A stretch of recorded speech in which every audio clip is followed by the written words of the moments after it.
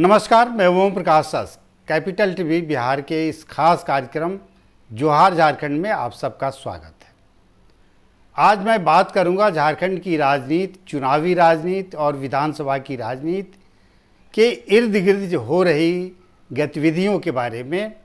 इसमें सबसे पहली गतिविधि ये है, या ताज़ा गतिविधि उसको कहें, पहली गतिविधि तो ये नहीं कहेंगे, ताज़ा कहेंगे।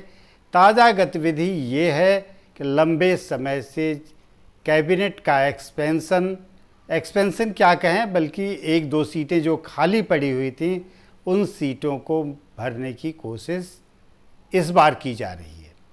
और इस बार की जा रही है नहीं, बल्कि कल या परसों, ज़्यादा संभावना कल की है। आज शाम तक चीज़ें क्लियर हो जाएंगी कि क्या होगा, लेकिन आज शाम को ही स्पष्ट हो जाएगा कि कौन कौन मंत्री बन रहा है और किस पार्टी से बन रहा है। सबको पता है कि झारखंड में इंडिया ब्लॉक की सरकार यानी झारखंड मुक्ति मोर्चा के नेतृत्व वाली सरकार है, जिसमें कांग्रेस भी शामिल है और आरजेडी भी शामिल है। आरजेडी के 1 मंत्री हैं, कांग्रेस के 4 मंत्री हैं।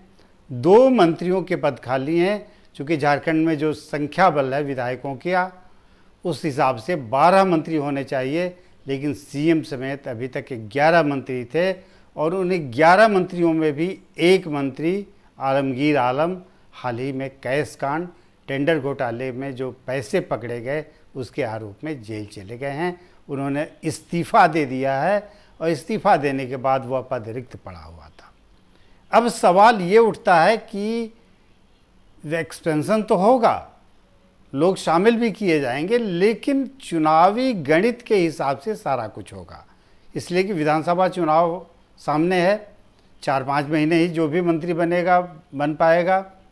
तो ऐसे में सारी चीज़ें गुणा गणित, जो सियासी समीकरण बिठाए जाते हैं, उनका ध्यान रखते हुए यह कार्य होना है।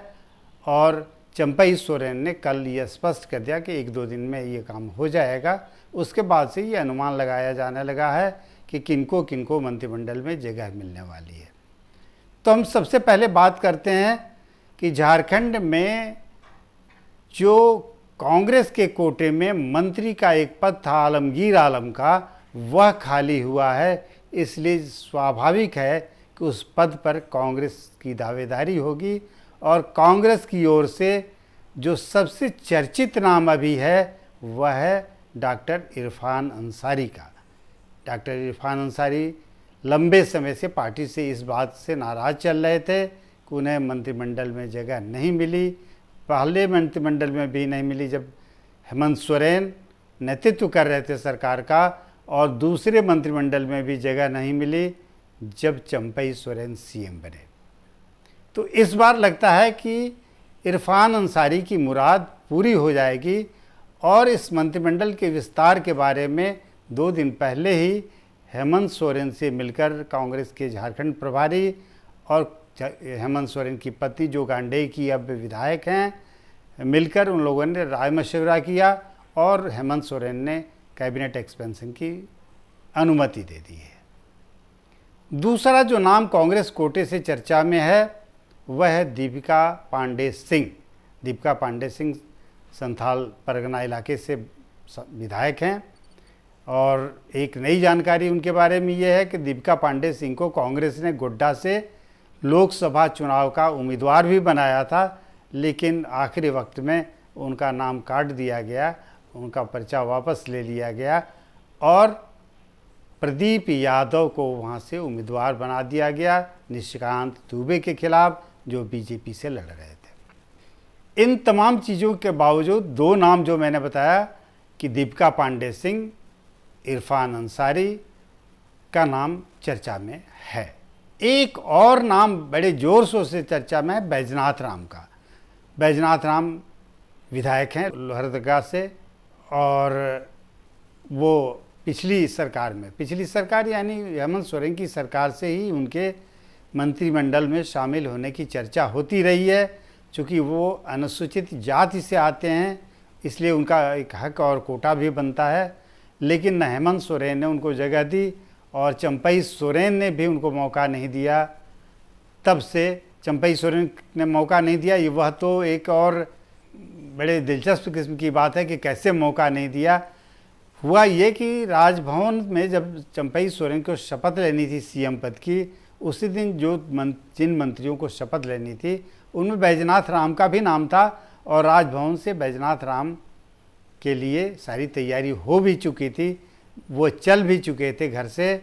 लेकिन रास्ते में उन्हें पता चला कि उन्हें मंत्री पद की शपथ नहीं दिलाई जाएगी, इसलिए पद मिलते मिलते बेचारे का रह गया था। लेकिन इस बार उनकी मुराद पूरी हो सकती है, और यह मुराद तभी पूरी होगी क्योंकि जगह तो 2 है, कैंडिडेट 3 हो रहे हैं।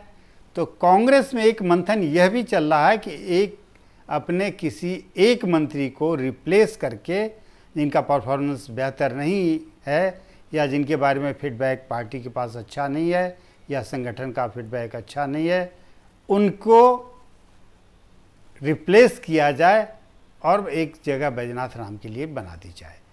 तो अब रिप्लेस कौन होने वाले हैं, इसमें 2 नाम चल रहे हैं। 2 नाम मैं बताऊं तो हो सकता है कि इसको अफवाह के तौर पर लोग लें, लेकिन मैं भी इस दावा नहीं कर रहा हूं, मैं चर्चाओं के आधार पर ही सारी बात कह रहा हूं।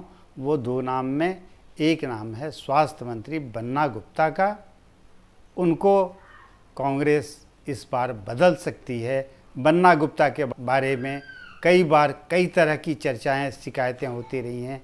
उनके फैसलों को लेकर निर्दलीय विधायक जो उसी जमशेदपुर के इलाके से आते हैं, सरजू राय, लगातार उन पर छींटाकशी करते रहे हैं। उनका एक वीडियो भी वायरल हुआ था, आपत्तिजनक वीडियो बताया गया, लेकिन उसके मामले अभी अदालत में है, इसलिए उस पर टिप्पणी करना अच्छा नहीं होगा। तो ले दे के कांग्रेस किसी अपने एक मंत्री को अगर रिप्लेस करती है तो एक मंत्री की जगह बन सकती है। वो 3 जो नाम मैंने बताया कि इरफान अंसारी, दीपिका पांडे सिंह और बैजनाथ राम, 3 में किसी 2 को ही मंत्री बनना है। अगर तीसरे को मंत्री बनाने की नौबत आती है तो किसी एक को रिप्लेस करना पड़ेगा। पहले से कांग्रेस के 4 मंत्री थे, आलमगीर आलम तो जेल में चले गए, अभी 3 हैं, रामेश्वर उरांव, बन्ना गुप्ता, एक अन्य है। तो इसमें किसको हटाया जाएगा, किसको मौका दिया जाएगा, ये देखना बड़ा दिलचस्प होगा, और इसके लिए लंबा इंतज़ार करने की ज़रूरत नहीं है। शाम तक चीज़ें क्लियर हो जाएंगी।